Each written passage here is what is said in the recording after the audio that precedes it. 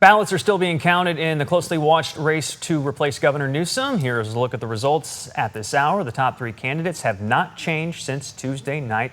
Republican Steve Hilton, who's backed by President Trump, with the lead. Democrat Xavier Beccera and Tom Steyer right behind him, the two Democrats. Remember, the top two leaders will advance to the November runoff.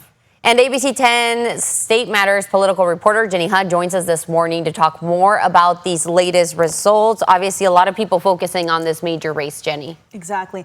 And these three leading candidates, poll after poll that we've covered too, just days before the primary, showed it was these three leading candidates, right? And so the big question then was which two of those three leading candidates under our top two or jungle primary system would be advancing into November. Obviously, still early results, about 59% of the votes votes counted right now by election officials. But again, it is looking like it's Republican Steve Hilton, Democrat Xavier Beccera. What is fascinating about the top two is in a very blue state like California, whether it's a Democrat versus Republican in the general election or a Democrat on Democrat in a general election would be very different for campaign messaging and strategy. And you've been following this closely as far as this ballot clutching situation. We're hearing election officials say that a lot of Democrats waited until the very last second. So who does that help in this race? My guess is Tom Steyer, ranked third right now. I think it can help both Xavier Beccera and Tom Steyer, and that is what I'm hearing from an election data expert we always turn to, Paul Mitchell. And the reason he says that is because the reason many Democrats were holding on to their ballots is because they were stuck between Beccera and Steyer. And so, you know, whether it was an indication from the polls on which candidate was most viable or an indication from party leaders, for example, like endorsements, I think these poll results showed, again, Xavier Beccera especially in the lead, in a strong lead, maintaining that lead. And so, again, whatever direction voters took away, they took away. But I think that's why we're even more on edge to see, you know, which of the Democrats or maybe both benefit.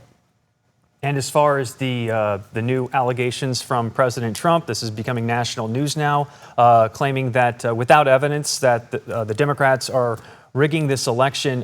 We know here in California that the process takes a while. Mail-in voting, we do a lot of it. That this has been the case for years. That this is nothing unusual. Right, and it's nothing unusual that President Trump is alleging election fraud here in California as well. I mean, election officials, including Secretary of State Shirley Weber and Attorney General Rob Bonta, warned before the election too to kind of tune out federal rhetoric and noise that may be coming down from the president and his administration.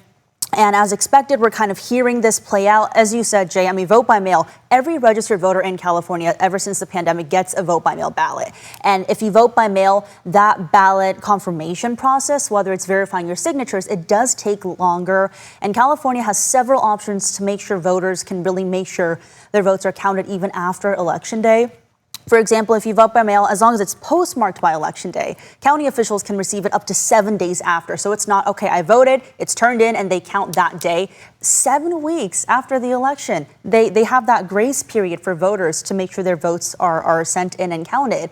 And also, even after that, they offer a ballot curing timeline as well. So, for example, if you voted, Jay, and your signature was a little off from what they have on file, they give you a notice and additional days to make that correction. It's so important that we're highlighting this because I've just been searching online and there's already a lot of misinformation about fraud, about claims of rigging, and there's just really no evidence right now. And there are federal prosecutors opening these investigations. We have the U.S. Attorney Bill Asalia saying, quote, "Protecting the integrity of California's elections is a top priority for my office. We will follow the evidence wherever it leads and prosecute any violations of federal election law to the fullest extent." This is them taking action for a problem that does not exist right now. And keep in mind, the rhetoric varies among candidates, too. Republican Steve Hilton, who is currently in the lead, as we saw, I mean, he is saying he would ask Governor Newsom immediately to offer some sort of emergency election support because he, too, has a problem with the lengthy election ballot counting process. And in fact,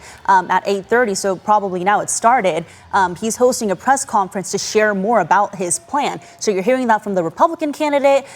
Democrats Beccera and Steyer have said, hey, this is democracy, at play. Every vote requires patience, and so thank you for your patience. The votes are being counted, and this is accurate. So it is also fascinating to see the difference in kind of opinion and rhetoric by the candidates. And it's not the first time that it's been a slow process. Exactly. We've seen this before. If you've lived in California, it's something that just happens every time we have elections. Slow does not mean suspicious. Slow does not mean fraud. Really quick, away from that, are you surprised at any of the results? Anything standing out as like a big storyline from this election? I mean, not in the governor's race, but Paul Mitchell and I yesterday, we're talking about the 6th congressional district, one of the redrawn districts under Proposition 50, right?